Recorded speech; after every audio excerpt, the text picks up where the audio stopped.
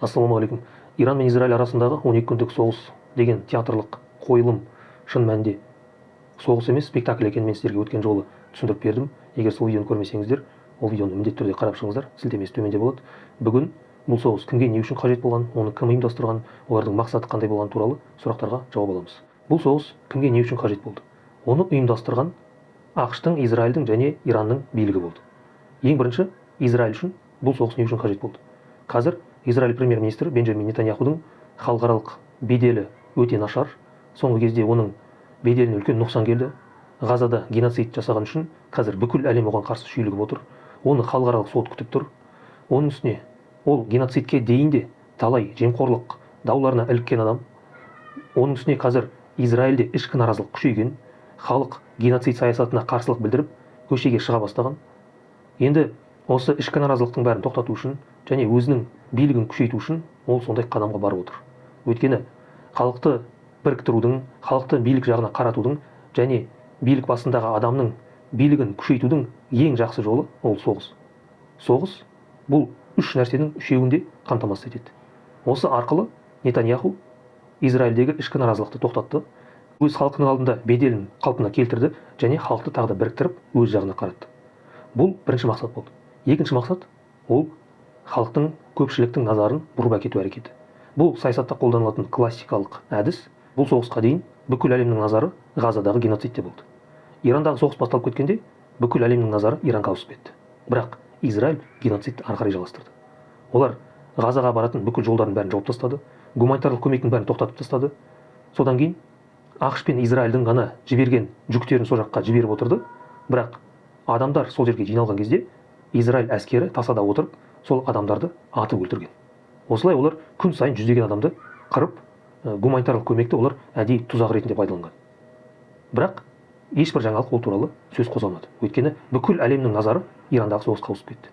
Осыны пайдаланып, Израиль ары қарай геноцидті жалғастырды және бұл геноцидте олар өте зымиян, өте қатыгез хайуани әдістерді қолданды. Ал сол сәтте бүкіл әлемнің назары Ирандағы соғыста болды. Осылайша Израиль осындай екі мақсатты көздеді және соны жүзеге асырды. Енді ақш-тың мұнда пайдасы қандай? Бұл соғыс ең бірінші ақш-тың өзіне емес, Дональд Трамптың өзіне қажет болды. Өйткені соңғы кезде Трамптың беделіне үлкен нұқсан келді. Ол өзінің абыройын жоғалта бастады. Ең алғаш оның беделіне нұқсан келтірген Украина президенті Зеленский болды. 28 ақпанда Зеленский Ақ үйге барып Трамппен келіссөз жүргізген кезде оған ашық қарсылық білдіріп, сол жерде оған қарсы ерегесіп, бүкіл әлемнің алдында Трамптың абыройын түсіріп тастады.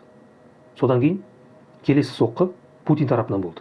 Украина мен ақш арасында тағы да келіссөз жүріп жатқан кезде Путин Киевке зымырандар жіберіп, Киевті бомбалап, Трамптың абыройын одан бетер жермен-жексен қылды.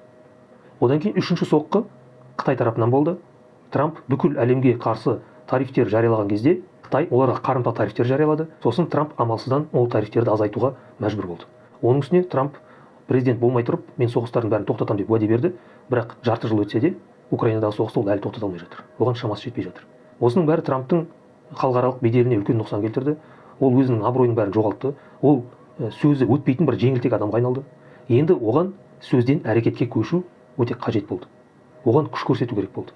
Сондықтан ол осындай қадамға барды.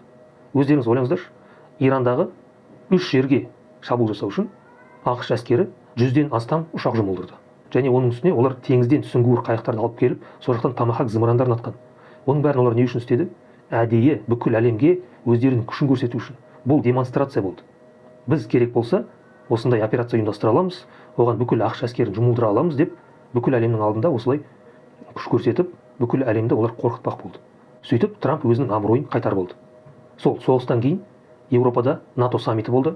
Ол саммитте ешкім Трампқа қарсы сөз айта алмады. Еуропа елдерінің бәрі бір ауыздан қорғанысқа жұмсалатын шығынды 5%-ға көтеруге келісті. Ешкім қарсылық білдірмеді. Ал осыған дейін олар бірнеше ай бойы қарсылық көрсетіп келді. Жоқ, біз ондай қадамға бара алмаймыз, біз ондай шығынды көтере алмаймыз деп. Бұл жолы олар үндемей бәрі бір ауыздан сол шартты қабылдады. Осылай Трамп өзінің көздеген мақсатына жетті. Ол осылай күш көрсетіп, өзінің абыройын қайтадан қалпына келтірді. Ал енді Иранға бұл соғыс не үшін қажет болды? Иранда диктатура, ол әлемдегі ең оқшауланған елдердің бірі. Ол жақта адам құқығы тапталып жатыр. Ондай елде ертелі-кеш бәрібір халықта наразылық күшейеді, биліктің беделі жылдан жылға төмендейді. Оның үстіне Иран Ресейге соғыста көмек берді. Соның кесірінен Иранның беделі одан бетер нашарлады. Енді осының бәрін түзету үшін оларға осындай соғыс қажет болды. Осы соғыстың арқасында Иран халқының халықаралық беделі кәдімгідей шарықтап кетті. Бүкіл әлем Иранға тамсанып, Израильге қарсы соғысқаны үшін бүкіл әлем Иранды кәдімгідей қошеметтеп, оларға алғысын жаудырды. Бүкіл әлем алдында Иранның беделі шарықтап кетті. Және соның арқасында халық та бірікті, Иран басшысының да беделі артты, Иран да өзінің бүкіл проблемаларын шешті. Осылайша осы үш мемлекеттің басшысы ақш-тың, Иранның және Израильдің осындай спектакль ұйымдастырып, өздерінің көздеген мақсаттарына жетті.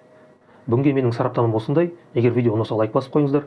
Келесі жолы бұл соғыстың және Украина мен Ресей арасындағы соғыстың арасында қандай ұқсастықтар бар, сол туралы сөз қозғаймыз. Ол да өте қызық тақырып. Арнадан ажырамаңыздар, арнаға жазылыңыздар, келесі видеоларды күтіңіздер. Келесі кездескенше.